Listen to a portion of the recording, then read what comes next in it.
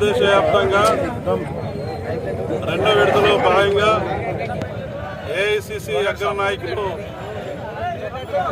రాహుల్ గాంధీ గారు భారత్ జోడో న్యాయయాత్ర చేస్తున్నటువంటి సందర్భంలో అస్సాం రాష్ట్రంలో మరి రాహుల్ గాంధీ గారిని అడ్డుకోవడం, రాహుల్ గాంధీ గారిపై దాడిని బీజేపీ ప్రభుత్వం బీజేపీ మరి ఇంత నికృష్టంగా నీచంగా న్యాయబద్ధంగా ప్రజాస్వామ్యబద్ధంగా న్యాయయాత్ర చేస్తూ ఉంటే మరి రౌడీలను పెట్టి అడ్డుకునే విధంగా చేయడం అనేది ఆ చర్యను తీవ్రంగా కాంగ్రెస్ పార్టీ తరఫున ఖండిస్తూ ఉన్నాం. ఇవాళ శాంతి భద్రతలు కాపాడలేనటువంటి ముఖ్యమంత్రి అస్సాం ముఖ్యమంత్రి, దానికి మరి కేంద్ర ప్రభుత్వం బీజేపీ ప్రభుత్వం ఉసిగొల్పి రాహుల్ గాంధీ గారిపైన దాడి చేసే దానికోసం ప్రయత్నం ఏదైతుందో అది దుర్మార్గమైన చర్య.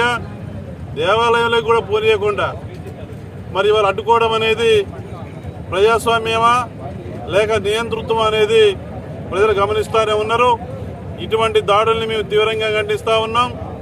మరి ఇవాళ ఈ భారత్ జోడో న్యాయయాత్ర సందర్భంగా మరి రాహుల్ గాంధీ గారు మరి ఇవాళ తిరుగుతున్నటువంటి సందర్భంలో యాత్ర ద్వారా మరి విశేషమైన స్పందన వస్తూ ఉంది అన్ని వర్గాల నుంచి. రాహుల్ గాంధీ గారికి వచ్చినటువంటి స్పందన, వారికి దక్కినటువంటి గౌరవం చూస్తూ ఉంటే అధికారంలో ఉన్నటువంటి బీజేపీ ప్రభుత్వం తట్టుకోలేక ఇటువంటి దాడులకు పాల్పడడం అనేది సిగ్గుమాలినటువంటి చర్య.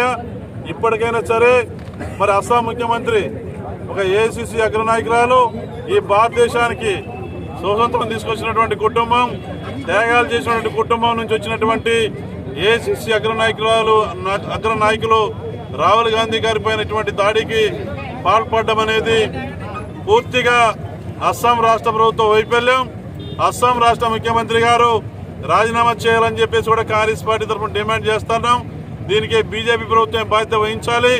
భవిష్యత్తులో ఇటువంటి జరగకుండా కట్టుదిట్టమైన చర్యలు తీసుకోవాలని చెప్పేసి, బాధ్యులైన వారిని కఠినంగా శిక్షించాలని చెప్పేసి కాంగ్రెస్ పార్టీ తరఫున డిమాండ్ చేస్తా ఉన్నాం.